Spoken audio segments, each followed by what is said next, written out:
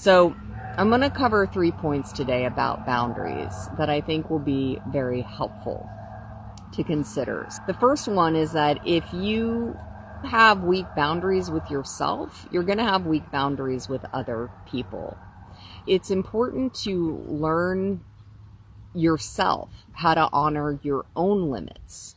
Learn how to do that. Then you can worry about limits with other people. Now, the second part I wanted to talk about was getting clear on what your limits really are. Like I said, you might not know what they are, but you get to figure that out. And then the third part is communicate your boundaries with other people and communicate them in a respectful way. So what we really want to do with boundaries is we want to help people understand and know how to respect us, because we respect ourselves, right?